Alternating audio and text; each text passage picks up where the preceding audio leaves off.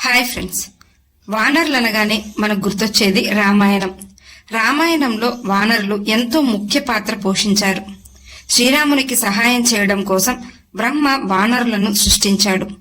వానరులు అర్ధదైవిక జీవులుగా చెప్పబడ్డారు. వానరులు ఎక్కువగా కిష్కింధ ప్రాంతంలో జీవిస్తుండేవారు. వానరసేన మొత్తం రామరావణ యుద్ధంలో శ్రీరామునికి ఎంతగానో సహాయపడ్డాయి. వానరసేన యొక్క ప్రస్తావన రామాయణం మొత్తం మనకు కనిపిస్తుంది. ఈ వానరులలో ముఖ్యంగా హనుమంతుడు, వాలి, సుగ్రీవుడు, అంగదుడు, మైంద, ద్వివిధ, నలుడు, నీలుడు ఇలా చాలా మంది గురించి రామాయణంలో చక్కగా వివరించబడింది.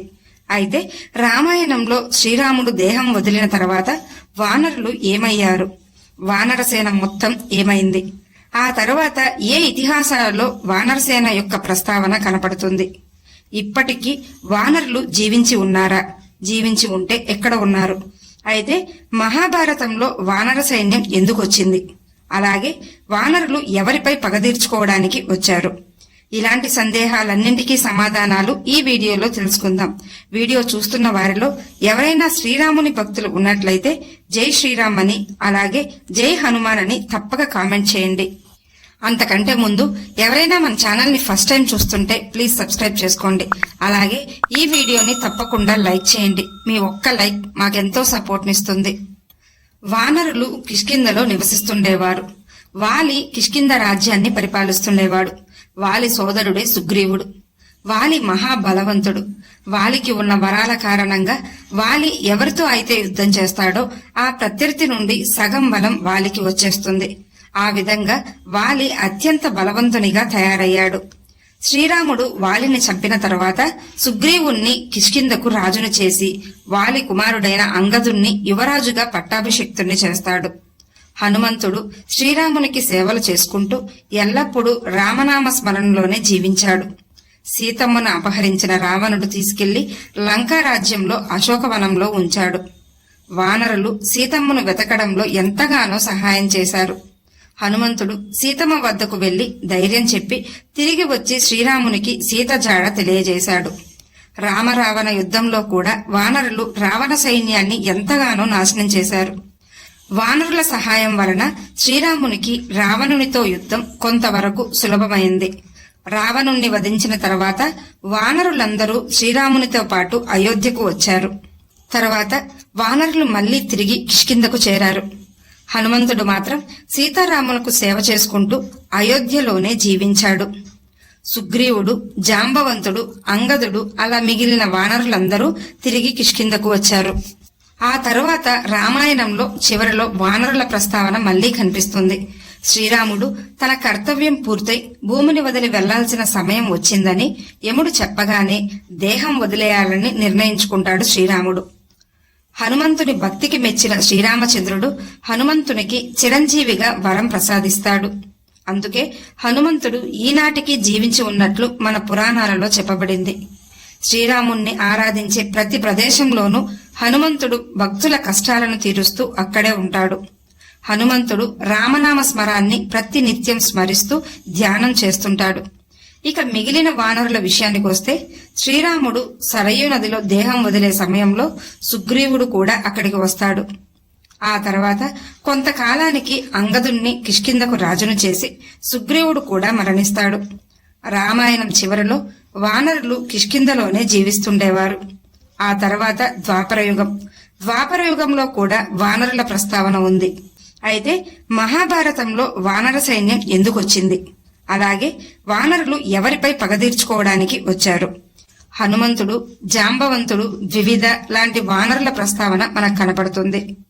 శ్రీ మహావిష్ణువు రామాయణంలో శ్రీరామునిగా జన్మిస్తే మహాభారతంలో శ్రీకృష్ణునిగా అవతరించాడు. అలా శ్రీకృష్ణుడు ఒకసారి శమంతకమణిని వెతుక్కుంటూ ఒక గుహలోకి వెళ్ళగా అక్కడ జాంబవంతుడు కనిపిస్తాడు. ఆ సమయంలో 28 రోజుల పాటు శ్రీకృష్ణునికి జాంబవంతునికి మధ్య భీకర యుద్ధం జరుగుతుంది. యుద్ధం చేసి బాగా అలసిపోయిన జాంబవంతునికి శ్రీరాముడే శ్రీకృష్ణునిగా జన్మించినట్లు తెలుసుకుంటాడు.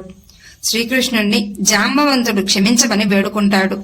అలాగే జాంబవతిని ఇచ్చి శ్రీకృష్ణుణ్ణి వివాహం చేసుకోమని కోరతాడు. శ్రీకృష్ణుడు జాంబవతిని వివాహం చేసుకుంటాడు.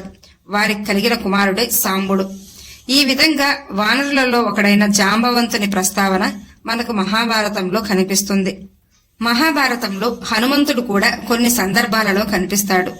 రామేశ్వరం వద్ద అర్జునుడికి హనుమంతుడు కనిపించడం, ఆ తర్వాత వారిద్దరి మధ్య ఒక చిన్న సవాలు జరిగి చివరకు శ్రీకృష్ణుడు వారి మధ్య సయోధ్య కుదురుస్తాడు. ఆ సమయంలోనే హనుమంతుడు అర్జునుని యుద్ధ సమయంలో రథంపై ఉంటానని మాటిస్తాడు. అందుకే కురుక్షేత్ర యుద్ధ సమయంలో అర్జునుని రథంపై హనుమంతుని జెండా మనకు కనిపిస్తుంది. ఆ తర్వాత యుద్ధం ముగిశాక హనుమంతుడు రథం దిగి వెళ్లిపోగా ఆ రథం కాలి బూడిదవుతుంది. ఈ విధంగా అర్జునునికి హనుమంతునికి మధ్య జరిగిన సంఘటన ద్వారా హనుమంతుని ప్రస్తావన మహాభారతంలో కూడా ఉందని చెప్పొచ్చు. భీముడు కూడా ఒకసారి అడవులలో హనుమంతుణ్ణి కలుస్తాడు. గదాయుద్ధంలోని మెలకువలను హనుమంతుని వద్ద నేర్చుకుంటాడు భీముడు. హనుమంతుడు, భీముడు ఇద్దరూ కూడా వాయుదేవుని అనుగ్రహం వలన జన్మించిన వారే. ఆ తర్వాత ధర్మరాజు ఇంద్రప్రస్థను పరిపాలిస్తున్న సమయంలో రాజసూయ యాగం చేయమని నారదుడు ధర్మరాజుకు సలహా ఇస్తాడు. ఆ సమయంలో ధర్మరాజు తన 4 సోదరులను 4 దిక్కులకు పంపుతాడు. పాండవులలో చిన్నవాడైన సహదేవుడు దక్షిణం వైపు బయలుదేరుతాడు. ఆ క్రమంలో వానరులు నివసించే కిష్కిందకు చేరతాడు సహదేవుడు. కిష్కిందను మైంద మరియు ద్వివిదలు పరిపాలిస్తుండేవారు. అయితే ఆ వానరులకు సహదేవునికి మధ్య యుద్ధం 10 రోజుల వరకు జరుగుతుంది.